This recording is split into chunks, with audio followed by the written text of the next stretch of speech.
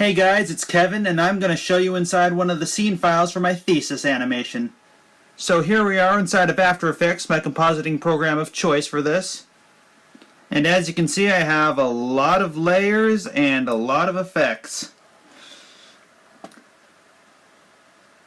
Would you look at all that stuff? So at the bottom here we have a bunch of little chunks of background layer, and at the top we have all the crap for the character animations.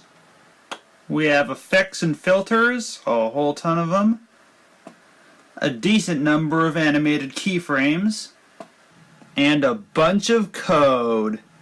Don't worry, most of this was like 3 or 4 layers that I copy and pasted a bunch. I didn't actually write all this 10,000 times. And if you see here, these are all the effects that went into one of the lines on our character's body. More on this in the next video. So, let's take a look at what's going on with this thing. Alright, now let's take a look inside some of these effects.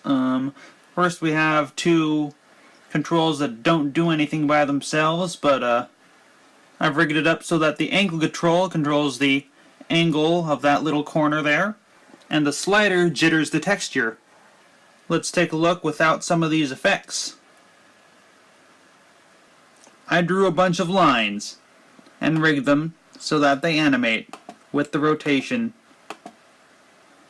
I used the beam effects to mask it to where the lines are supposed to be, and then composite brings back my original pencil texture. Transform adjusts the line thickness, and noise alpha just gives it a little bit of extra texture that you can't see here.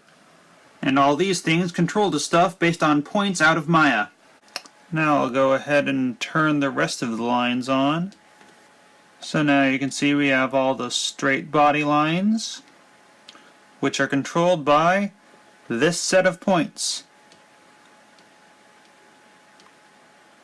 which were rigged with the help of Maya to line up with the on-screen corners of his body. Now I have a separate set of lines for the legs.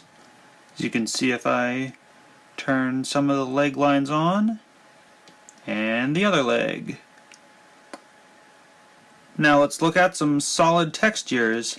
As you see, I had to do some fairly complicated stuff to layer his legs with the holes in his body. You can see all that looks like that so far. And more of his the actual faces of the box. Can't forget the outlines on the holes. And his face and antenna are their own compositions.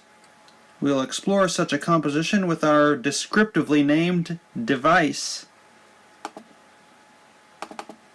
You'll see we have a bunch of layers, most of which are solid textures, only one of which is the outline. With and without the shading, the rest is just a bunch of different solid colors. And if we go into the comp for the outlines, you see I scanned in a bunch of images I drew in pencil. Bunch of the drawings I scanned in for this scene.